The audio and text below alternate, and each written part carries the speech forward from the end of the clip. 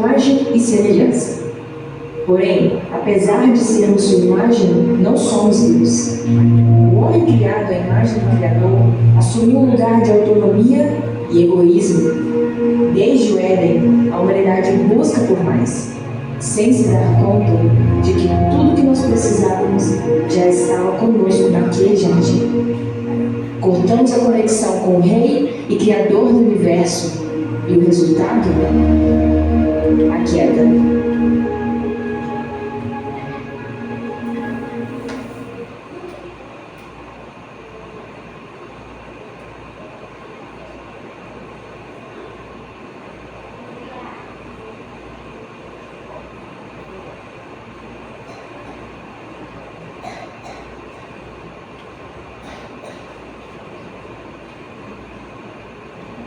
Jesus entrou em agonia no Getsemane, e seu suor tornou-se como gotas de sangue a escorrer pela terra.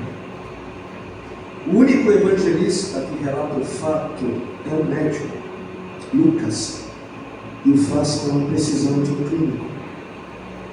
O suar sangue, ou hematidrose, é um fenômeno raríssimo. É produzido em condições excepcionais. E para provocá-lo é necessário uma fraqueza física, acompanhada de um abatimento moral violento, causado por uma profunda emoção, por um grande medo. O terror, o susto, a angústia terrível de sentir-se carregando todos os pecados dos homens devem ter esmagado Jesus. Tal tensão extrema produz o rompimento das finíssimas veias capilares que estão sobre as glândulas sudoríparas, e o sangue se mistura ao suor e se concentra sobre a pele, escorrendo então por todo o corpo até a terra. Não está espírito que leva ninguém à sua ação. O terror, o susto, a angústia terrível de sentir-se carregando todos os pecados dos homens devem ter esmagado Jesus. Conhecemos a farsa do processo preparado pelos líderes religiosos, o envio de Jesus a Pilatos e o desempate entre Herodes e Pilatos. Pilatos teve que ceder, então ordenou a flagelação, chicoteamento de Jesus. Os soldados despojam Jesus, tiram a roupa de Jesus e o prendem pelo pulso ao coluna do pátio. A flagelação se efetua com tiras de couro múltiplas, sobre as quais são fixadas bolinhas de chumbo e pequenos ossos. Os carrascos devem ter sido 2, um de cada lado e de diferente estatura, e golpeiam com chibatadas a pele já alterada por milhões de microscópicas hemorragias do suor de sangue. A pele esquilacera e se rompe, o sangue espirra, a cada golpe Jesus reage em um sobressalto de dor. As forças se esvaem, um suor frio lhe impregna a fronte, a cabeça gira em uma vertigem de náusea, calafrios lhe correm ao longo das costas. Se não estivesse preso no alto pelos pulsos, cairia em uma poça de sangue. Depois o escárnio da coroação, com longos espinhos mais duros que os de acácia. Os algozes entrelaçam uma espécie de capacete e o aplicam sobre a cabeça de Jesus. Os espinhos penetram no couro cabeludo, fazendo-o sangrar, e os cirurgiões sabem o quanto sangra o couro cabeludo. Pilatos, depois de ter mostrado aquele homem dilacerado à multidão feroz, o entrega para ser crucificado. Colocam sobre os ombros de Jesus o grande braço horizontal da cruz, que pesa uns 50 quilos. A estaca vertical já está plantada sobre o calvário. Jesus caminha com os pés descalços pelas ruas de terreno irregular, cheia de pedregulhos. Os soldados o puxam com as cordas. O percurso é de cerca de 600 metros. Jesus, fatigado, arrasta um pé após o outro, frequentemente cai sobre os joelhos, e os seus ombros estão cobertos de chagas, de ferimentos. Quando ele cai por terra, a viga lhe escapa, escorrega e lhe esfola o dorso. Sobre o Calvário tem início a crucificação. Os carrascos despojam o condenado, tiram a roupa do condenado, mas a sua túnica está colada nas chagas, nos ferimentos, e tirá-la produz dor atroz. Quem já tirou uma atadura de gás de uma grande ferida percebe do que se trata.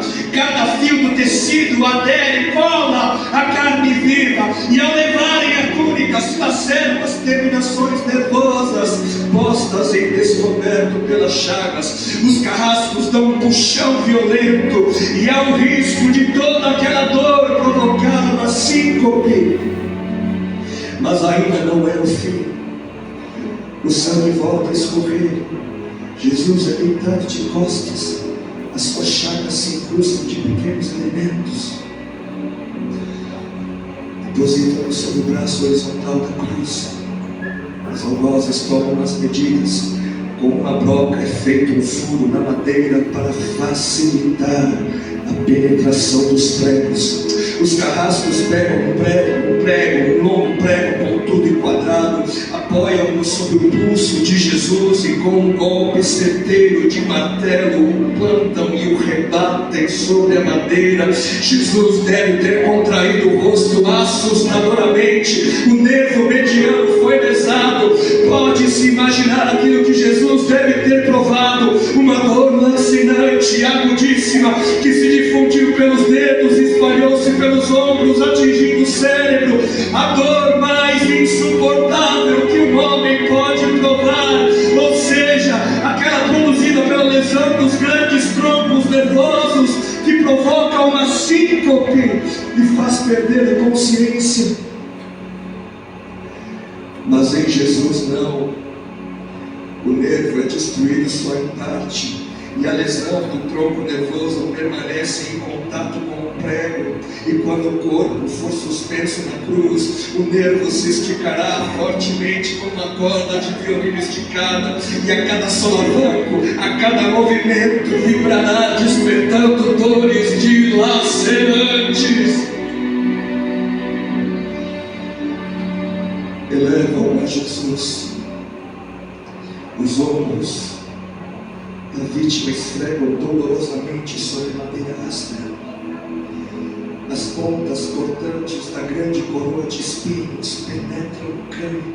A cabeça de Jesus inclina-se para frente, uma vez que o diâmetro da coroa o impede de apoiar-se na madeira. Cada vez que o mártir levanta a cabeça, recomeçam pontadas agudas de dor. Pregam-lhe os pés. Ao meio-dia, Jesus tem sede. Não bebeu desde a tarde anterior, estava desidratado pela perda de tanto sangue. Seu corpo é uma máscara de sangue. A boca está semi-aberta e o lábio inferior começa a perder. A garganta seca lhe queima, mas ele não pode engolir, tem sede. Um soldado lhe estende sobre a ponta de uma vara uma esponja com bebida ácida de uso entre os militares. Tudo aquilo é uma tortura atroz. De repente, um estranho fenômeno se produz no corpo de Jesus. Os músculos dos braços se enrijecem em uma contração que vai se acentuando, os bíceps esticados e levantados, os dedos se curvando. É como acontece a alguém ferido de tétano, a isto que os médicos chamam de tetania. Quando os sintomas se generalizam, os músculos do abdômen se enrijecem em ondas imóveis. Em seguida, os músculos entre as costelas, depois os do pescoço e finalmente os músculos respiratórios se enrijecem. A respiração se faz pouco a pouco mais curta. O ar entra, mas não consegue mais sair. Jesus respira com um ápice nos pulmões. Tem sede de ar como um asmático em plena crise. Seu rosto pálido, pouco a pouco, se torna vermelho, depois se transforma num violeta purpúreo. Jesus é envolvido pela asfixia. Seus pulmões cheios de ar não podem mais esvaziar-se. a fronte está impregnada de suor, os olhos saem fora de órbita, mas de repente algo acontece, lentamente, como um esforço sobre-humano. Jesus toma um ponto de apoio sobre o prego dos pés, ele esforça-se a pequenos golpes, se eleva, aliviando a tração dos braços, os músculos do tórax se distendem, a respiração torna-se mais ampla e profunda, os pulmões se esvaziam e o rosto recupera a palidez inicial. Mas por quê? Por que este esforço? Por quê? Porque Jesus quer bradar: Pai, perdoa-lhes porque não sabem o que fazem. E logo em seguida o corpo de Jesus começa a afrouxar-se de novo e a asfixia recomeça. Foram transmitidas 7 frases pronunciadas por ele na cruz, e cada vez que quer falar ele deverá elevar-se tendo como apoio o prego dos pés. Inimaginável.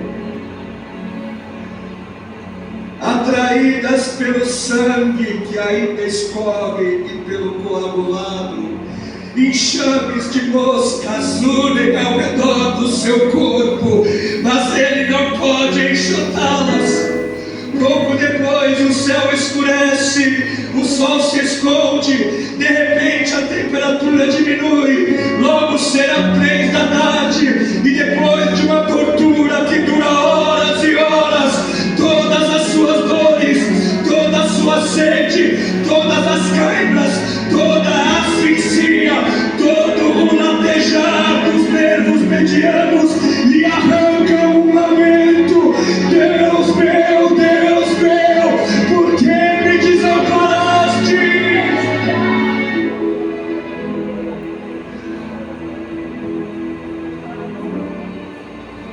Jesus grita: está consumado. E em seguida, num grande brado, diz: Pai, nas tuas mãos entrego meu espírito.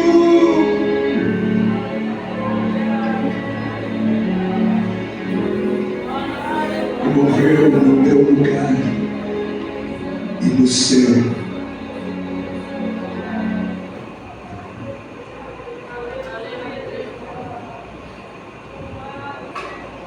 Deus escolheu um povo para si, Israel, o povo que durante toda a história se rebelou contra o seu Criador, um povo que estava perdido. Israel, quando vocês eram crianças, eu os amava e os chamei do Egito. Porém, quanto mais eu chamava, mais vocês se afastavam de mim. Vocês ofereceram sacrifícios ao Deus Baal e queimaram incenso em loma dos ídolos, mas fui eu que ensinei vocês a andar. Eu os segurei nos meus braços. Porém, vocês não sabiam que era eu que cuidava de tudo. Com laços de amor e de carinho, eu os trouxe para perto de mim. Eu os segurei nos meus braços como quem pega uma criança no colo. Eu me inclinei e lhes dei de comer. Como eu poderia ter deixado de você, Israel? Como eu poderia te abandonar? Ele não os abandonou, pelo contrário, ele sabia que precisávamos de um Salvador para nos limpar e nos reconectar ao seu amor. Nós somos esse povo escolhido, nós somos Israel.